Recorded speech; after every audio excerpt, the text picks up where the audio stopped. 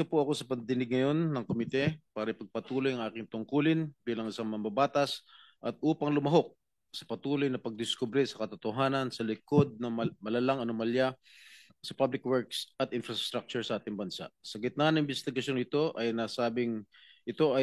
ang nasabing anomalya tungkol sa flood control projects at di umano'y partisipasyon o sa buwatan ng DPWH at iba pang mga opisyal na gobyerno, private contractors at miyembro ng Kongreso na isang malawakang pagnanakaw sa kaban ng bayan.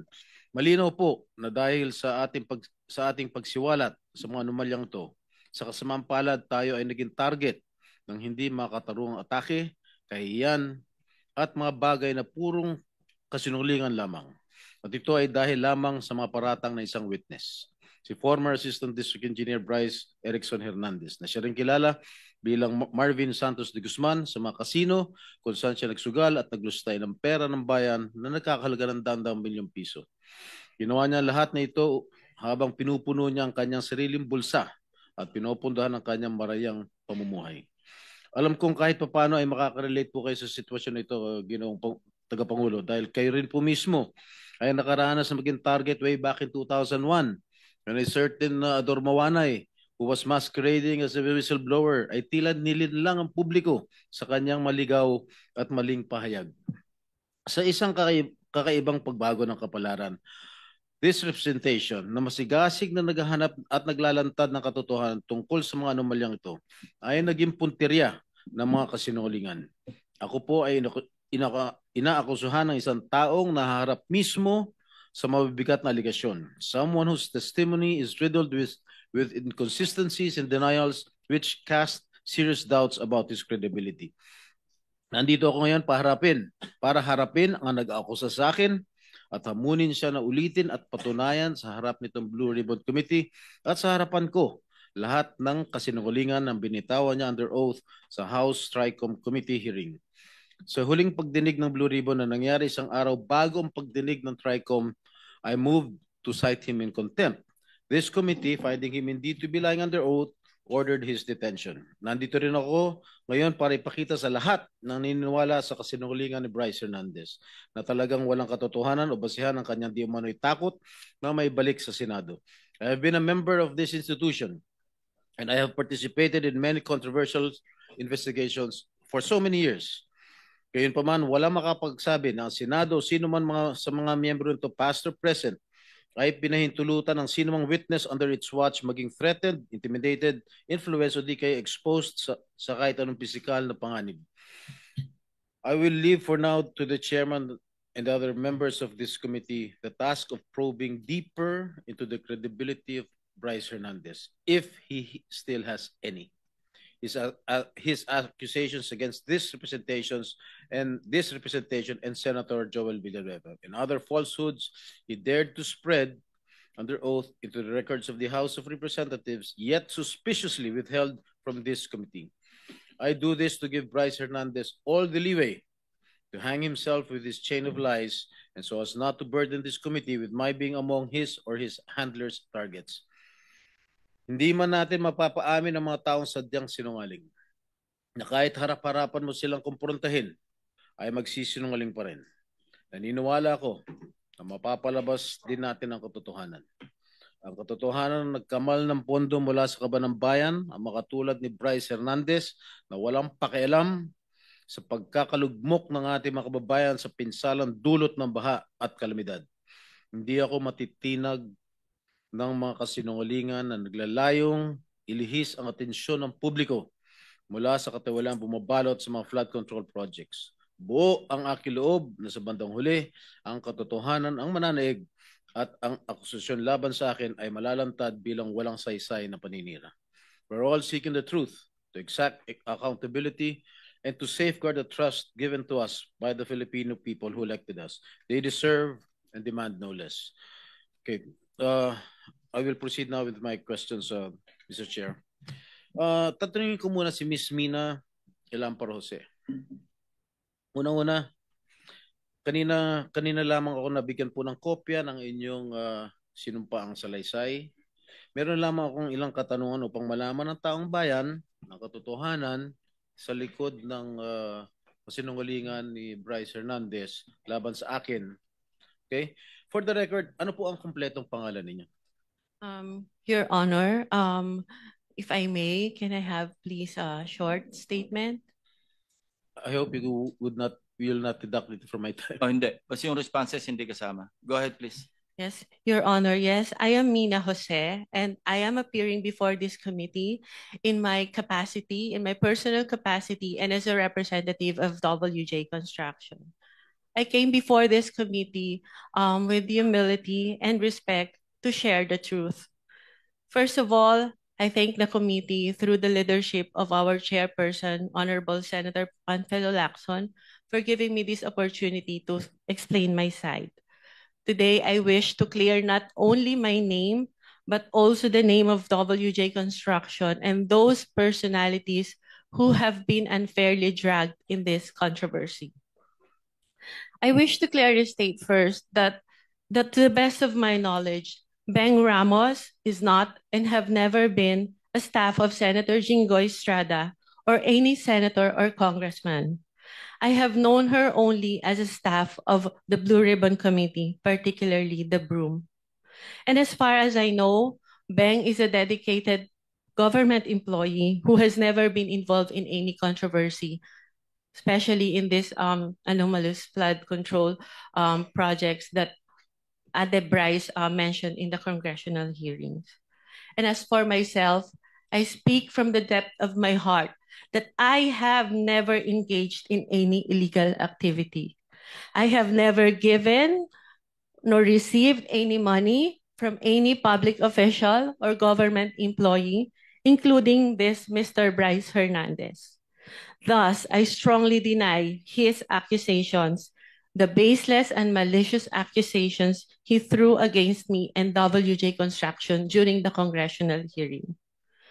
WJ Construction, which my partner and I have devoted decades of honest work to build, has always stood on the strength of its good reputation. We have completed numerous private and government projects, no ghost projects, no substandards. Our clients can attest to the quality of the work and the integrity with which we conduct ourselves. Everything I know and all that I can share in this hearing, to the best of my knowledge, have been fully narrated in the affidavit that I have submitted to the committee. I am here today to affirm those truths, to defend my integrity, and to stand firm for the good name of WJ Construction, which represents not only my family's livelihood, but the honest labor of the many people who have worked for us. I'm sorry, Your Honor, so emotional. Thank you so much. Thank you, Ms. Mina. Itong affidavit dated September 17, ito ba'y malaya mong ginawa at walang nagpwersa o nananakot sa'yo para gawin ito? Wala po, Your Honor. Actually, I made the narrative myself and just asked my lawyer to please prepare it in a legal format. Okay. Kayo ba nangongontrata sa DPWH? Yes, Your Honor. Alright. Ang WJ Construction ay negosyo nyo. Tama po ba? Yes po. Kailan kayo nagsimula magnegosyo? Okay. Pumasok sa construction business? WJ Construction started po as sole proprietor when my husband was still single in 1998. And tuloy-tuloy lang po yung kanyang paggawa ng projects in both private and government projects. And in 2021 po, it transitioned into a one-person corporation. So, ano yung mga kontratang nakukuha nyo sa DPWH? Meron bang mga flood control projects? Meron po kami huling last ginawa na flood control in 2023 po. 2023? Yes po. Ano po lugar? Sa Manila po. Sa Manila lang? Yes po. Okay. Ilan yung mga flood control projects ninyo? So far yun pa lang po. Isa lang? Yes po. Magkano halaga? 24 million po, Your Honor. Okay. Sabi po ni Senate President Pro Temp Senator Ping Lacson in one of his interviews mentioned that you were in the Senate premises on August 19. Tama po ba? I was there, Your Honor. You were yes, here? Your Honor. Yes po, Your Ano Honor. po ginagawa niyo rito? I was invited to do an ocular of the supposed project po na dapat gagawin ko po sa office ng isa pong senator. Sino po? Uh, Pwede ba malaman kung Your Honor, if I may, it was already stated in the affidavit po that I have submitted, and with due respect, sana po not to name na lang po the good senator because he's not really involved naman po in Yes, any of this. I know that Senator. I vouch for his credibility and Opo. integrity also. So, yung ba ang unang pagkakataon mo na pumunta kayo dito sa Senado? Nagpupunta na po ako dito in the past, Your Honor. In the past? Opo. Ano ginagawa niyo in the past dito? Matagal na po yon nung senator pa po yung ninong ko, si Joker Arroyo. Kasi po bumibisita po ako sa kanya and yung mga kaibigan ko po sa Broome. So sino-sino yung mga pinupunta? Senator Jinggoy, in fairness to all the senators, not only those present here, I would suggest that Ms. Jose or Mrs. Jose should identify kung kaninong office siya nagpunta. Okay. Senator Erwin Tulfo po. Ano po naging sadya niyo sa office niya?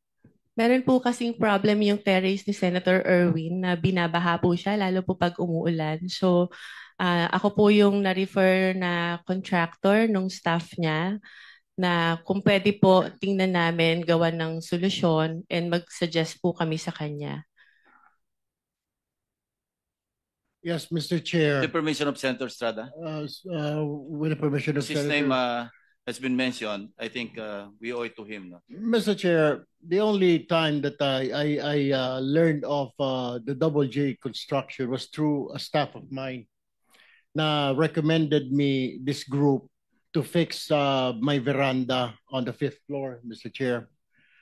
But when upon learning her name was mentioned by Engineer Bryce, we immediately requested to cancel all contracts with WJ, where I specifically ordered to terminate our office refurbishment project with WJ. And also, that was on September 9, Mr. Chair. And then on September 11, I issued another memo asking for an incident report to all concerned employees, specifically the friend of the Double J Construction, Mina Jose. And on September 18th, I passed an internal policy for gate pass and visitors pass requests na wala po muna kami tatanggapin ng mga bisita because of that. Mr. Chair, this representation is willing to submit all the documents. The memo stated dated September 9, memo September 11, memo on September 18, and of course the drawing submitted by Ms. Mina Jose for the refurbishment of my veranda on the 5th floor. Also, some contracts we're willing to submit for in this committee, Mr. Chair. Thank you. Mrs. Jose, meron pong sinabit sa aming opisina yung Director General, CCTV footage. So gusto ko lang malaman din para sa kaalaman ng lahat. Bukod sa opisina ni Senator Erwin Tulfo, saan po pa kayo nagpunta? Meron pa po akong pinuntahang office. At sabi ko nga po, may mga kaibigan po ako sa Broome na tinext ko na papunta ako ng Senate and I want to see them. Can we flash on the screen yung footage, yung CCTV? Linawin mo yung Broome. Ano yung Broome? It's the Blue Ribbon Oversight Yes, Office hindi Management, alam Your ng Honor. public. Masusundan na lang natin ito, no? Ano, sa 3rd floor na ba ito? Doon muna sa ground floor. August 19. Yeah. August 19, correct. Sige po, habang tinitingnan nyo, kayo na yung magkwento kung ano yung flow ng events nung kayo dumalaw dito. Anong Okay, oras? so from saan the kayo lobby po, nagsabi po ako na I have a permit to enter the Senate, and then tinanong po yung pangalan ko, hinanap po nila sa computer, and then nung na-confirm po nila, sabi nila, umakyat ka na sa 2nd floor, doon ka mag-register. So pag akyat po, nakikita nyo po, meron pong separate na bag and body scanner where yung mga guests po dapat mag-pass through muna doon. After po noon, pupunta po sa logbook area, ilalag nyo po yung pangalan nyo, yung phone number nyo, taga saan kayo, and kung saang office kayo pupunta. And hitingnan po kami ng ID to verify kung kami po talaga yung nasa list. And that's what I did, Your Honors. Ito po, yan na yung pumunta kayo sa Broome, di ba? Yes Sige, po. sige, tuloy nyo lang. Yeah, so dahil nga po nakita ko na yung elevator is cramped and dalawa lang po yung para sa mga senators, isa lang po yung sa guests, and natatakot ako na pumasok sa cramped elevator because I don't have my mask, I took the stairs po. And dumaan po ako kay Beng, inuna ko po muna siya dahil sa totoo lang po, nakiusap po ako sa kanyang mag-prepare or mag-print ng sample proposal na i-attempt ko po sanang i-present kay Senator Erwin. So dumaan po ako doon briefly, nagpicture pa nga po kami, and I texted my other friend sa Broome who was at that time in the session hall to tell her na, hey, nandito na ako. So after po noon, umakyat na ako dahil nagagalit na po sa akin yung staff ni Senator, bakit daw po ang tagal ko. Sandali lang daw po si Senator para explain sa akin kung ano yung gusto niyang gawin. So umakyat na po ako sa office ni Senator Erwin Tulfo. Mr. Chair, may I also add that we'll be submitting a screenshot of the text message between my staff and Ms. Mina Jose. Where was she during that time? Dahil doon po sa text message, sinabi niya dumaan pa sa Broome. At meron din po akong letter sa staff ko asking her bakit dumaan sa Broome. Parang ginamit po yung aming opisina na makapasyal siya sa Broome, wala naman po sa agenda. Hindi rin po niya minensyon na may kilala po siya dito sa Senate, dyan sa Broome, sa Blue Ribbon. So, in other words, Mr. Chair, parang nagamit po yung opisina ko para dumaan po siya sa Broome kung ano man yung kanyang business doon, Mr. Chair. My apologies, Your Honor, if that appeared that way. It was just my intention to see my friend, especially when I heard that Beng is suffering from cancer and I haven't seen her in a long time. So I thought it was an opportunity for me to also visit her. Mr. Chair, the question is, you should have told us na may kaibigan ka under investigation. My staff even asked me, Mr. Chair, if you would remember and you lied. Sinabi namin, baka ikaw sabit ka dito sa flood control. Wala po kami, hindi po kami sabit dyan. Ang mga project ko, 30 million. Do you remember that? You were asked, Ms. Jose. Yes, Your Honor, because I am of honest belief na wala po talaga kami. You were not, bakit nababanggit ang pangalan mo dito ngayon? Meron ka palang kinalaman dyan sa mga proyekto sa Bulacan na yan. Why didn't you tell us straight up?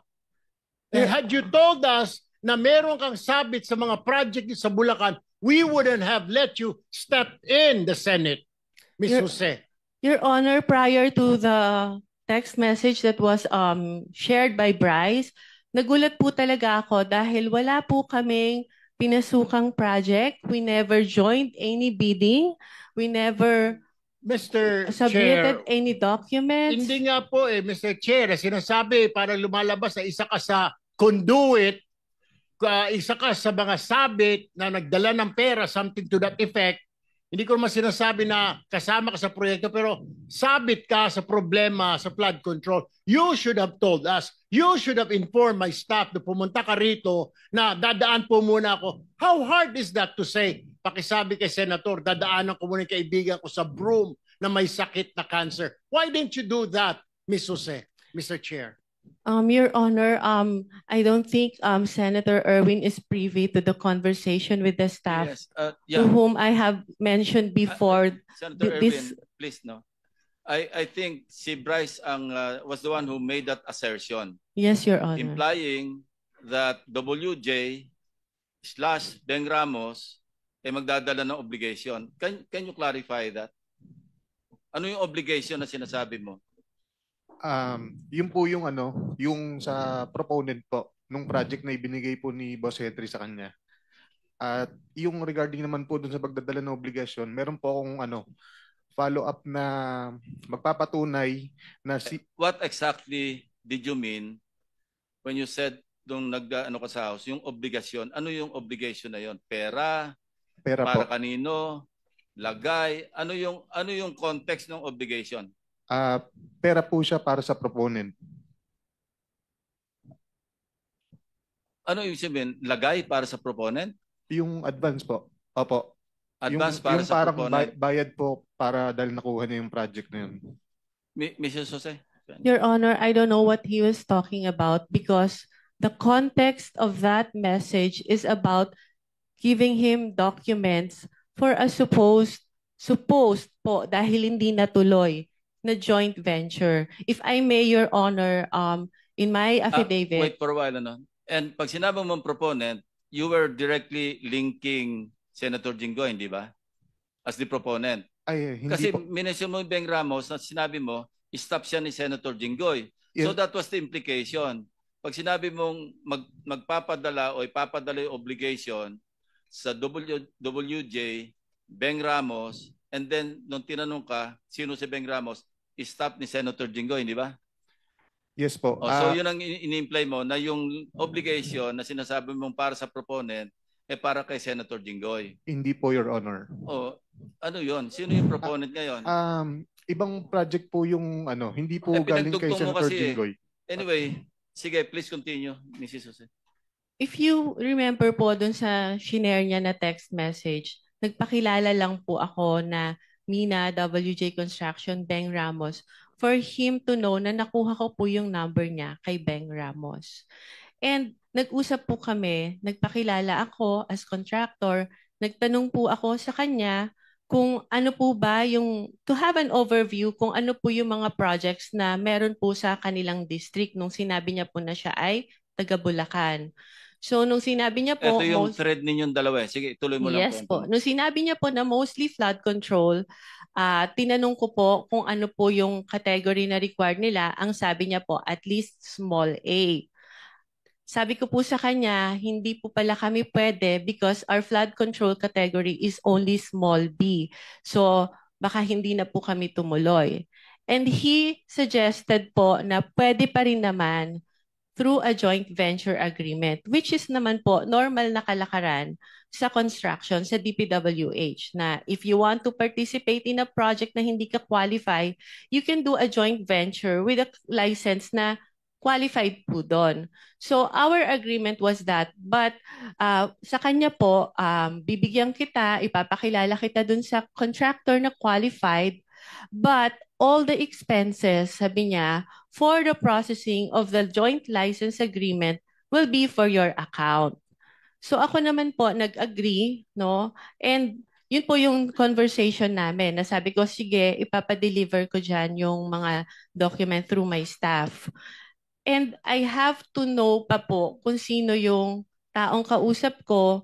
Kaya medyo ano pa rin po ako medyo cautious pa rin po ako. I want my staff to go there para makilala po siya at kung sino yung contractor na sinasabi niya. Mr. Chair, may Mr. Chair? I interject? Mr. Chair, Yes, Senator with the Marcoleta. permission of Senator Bryce, nung nag-testify ka sa House, matibay yung salita mo na si Miss, ano pangalan? Mina po. Mina, ay magdadala ng pera sa proponent. At ang binanggit mo sa House, si Senator Jinggoy. Di ba? Sa House. Your Honor, nakalink lang po na ang pakilala kay kay Ma'am Mina and Ma'am Beng is staff po ni Sen Jinggoy, pero hindi po specifically sinabi ko na yung proponent is para po kay Senator Jinggoy. Ayun, malinaw ngayon, ina-attribute mo lang bale kay Senator Jinggoy dahil stop niya si Beng, tama? Hindi po. Ibang projects po yung sinasabi ko na nakatag po kay Senator Jinggoy. Hindi po yung specifically noong 2022. O iba na naman ang sinasabi mo. Ito munang isa-isa lang. Nag-iiba ka na naman ng ng salita. Excuse Sa me, House, Senator Marcoleta, with the indulgence of the other members, we are suspending the one follow-up question because of the sensitivity of this issue. Okay. We want to resolve this and get to the bottom of this. So, with your indulgence, baka pwedeng suspend natin yung one follow-up question mag-freewheeling muna tayo. Sandali, no? Thank you. Thank you, Mr. Chair. So, pero malinaw, merong magdadala, sinabi mo. Ang magdadala si Miss Mina, tama? It's either Miss Mina or Beng Ramos po. Pero merong dadalhin, di ba? Yes po. Malinaw na malinaw yon. Walang Opo. problema doon. Wala pong problema Ngayon, doon. sinabi mo na hindi naman pala si Senator Jinggoy. Specifically, hindi po si Senator Okay, Jinggoy. kanino kaya yon? Proponent lang po ang sinabi sa akin ni boss. Sino nga? Sino yung proponent? Wala, naka-blind po ako doon kung sino pong proponent po.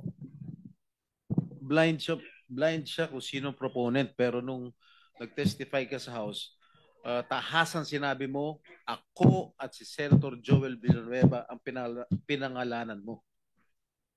At Opo, sinabi mo rito, sabi ni Congressman Ridon, sorry, excuse me, before proceeding, can we state for the record again who is Beng Ramos? Ang sagot mo, she is the staff of Senator Jingo Estrada po. Sagot ni Ridon, staff of Senator Beng Ramos is a staff of Senator Jingo Estrada. Ang sagot mo, yes po, Your Honor. Oh. Hindi ko siya naging staff kahit kailan, simula nung pumasok ako sa Senado noong 2004 up to the present. Hindi ko naging staff si Beng Ramos. How did you come to that conclusion na naging staff ko si Beng Ramos? Your Honor, si Boss Henry po ang nagpakilala sa akin. No. You answer my question directly. How did you come into that conclusion na staff ko si Beng Ramos? Si Boss Henry po ang nagsabi sa akin na staff niyo daw po si Beng Ramos. Paano malalaman ni Alcantara yan? Mr. Alcantara, can you confirm his statement? Respectful deny, Your Honor. Hindi ko nga po kilala itong pangalan to, Mina. At yung Beng Ramos po, alam ko po, nung nagtatanong nga po ako, sila po magkakilala niya, taga Santa Maria po yan eh. Hindi ko naman po personally kilala po yan eh. Every time na lang po, sa akin lagi yung turo niya. Magkababayan kayo ni Beng Ramos? Ngayon ko lang din po nalaman, Your Honor. Alright. Meron ka pa sinabi, this was the, sa House this was the time na meron pang project na binigay si Boss Henry Alcantara kay Miss Beng Ramos through Miss Mina of WJ Construction. So, yun po yung ginamit na license or contractor at nandyan po yung pag-uusap kung kailan pa po magdi-deliver ng obligasyon dahil kailangan po ni Boss Henry. Okay? Oh. Ano ibig sabihin niya? Ito po yung binigay nga po na project ni boss kay kay Ma'am na contractor, kay Ma'am Mina slash Ma'am Beng Ramos. I thought, kilala mo ba Mr. Alcantara si Mina? We never met po. Ngayon ko lang po siya nakita. And I swear, alam po ni Ma'am Minang, hindi po kami Miss Mina, nagkikita. kilala mo si Engineer? Hindi po, Your Honor. Anyway. Kahit po si Sir Brent Teka, sa phone. Yeah, phone sino ko lang nagpakilala sa iyo kay Bryce? Binigay lang po sa akin ni Beng Ramos yung number niya. So over the phone lang po kami nag-usap. Okay, so kinontak mo na siya on the Opo. basis of the Opo. Thank you. Okay, just to pursue further, no? Miss Mina, ni minsan, hindi ka nagpunta sa tanggapan ko, sa opisina ko. Tama po. Hindi po. Never tayo nag-usap at ngayon lang tayo nagkakilala. Tama po ba? Ngayon lang po. Ipinatawag ka sa hearing na ito dahil nabanggit ang pangalan mo at yung WJ Construction sa testimony ni Bryce Hernandez sa Kongreso noong September 9. Tama po ba? Yes po, Your Honor. Okay. Ito pong text message na inilantad ni Bryce Hernandez doon sa House hearing. Okay? Natatanda mo ba itong text message na ito? Yes po, because I still have that in my Ikaw phone. ba nagpadala nito? Ako po. Ikaw? Ako po. Bakit Beng Ramos ang nakalagay doon? Pinanood ko nga po yung hearing ng congressional and it appeared po na to Bryce, ang ka-text niya po ay si Beng Ramos. So, bakit Beng Ramos ang nakalagay rito? Kasi po ang pakilala ni boss sa akin is Beng Ramos is staff niyo po, hindi naman po si Ma'am Mina. Si Beng Kaya- Ramos ang staff ko? Opo, yun po ang sabi niya sa akin. Sabi nino? Ni Boss Henry ko po. Paano niya malalaman? Hindi naman kami nag-uusap niya. Paano niya malalaman staff ko si Beng Ramos? How will he know? Hindi ko rin po alam. Yun lang po ang sinabi sa akin ni Boss Henry. Kaya po Alam mo, nagkaroon po kami ng connect ni Alam mo, Ma'am Beng Ramos tsaka si alam mo, Ma'am Mr. Mina. Bryce, masyado ka na nagsisinungaling eh. Kami ang boses ng masa, hindi natatakot. Katotohanan lang, di kami nalulunod. Walang bahid ng sismis, lahat ay totoo. Kahit sino ka pa, pag mali ka babanatan ka. Walang pinipili kulay, wala kaming kinikilingan. Basta para sa bayan, kami lalaban. Pagtama palakpakan, pag mali banatan. Di matitinag, di matatakot, para sa bayan tuloy ang sigaw. Sa harap ng kamera, walang halong takot. Mga baluktot, lahat kayo'y tutumba. Ang hustisya at totoo, yun lang ang mahalaga. Kahit sinong harang, di kami matitinag. Walang pinipiling kulay, wala kaming kinikilingan. Basta para sa bayan, kami lalaban. Pagtama palakpakan, pag mali banatan. Di matitinag, di matatakot, para sa bayan tuloy ang sigaw. Kung nasa tama ka, ikaw ay aming kasama. Pero pag mali ka, handa ka na bang mabasag? Banateros kami, walang inuunan. Dahil bayan muna, bago ang sarili.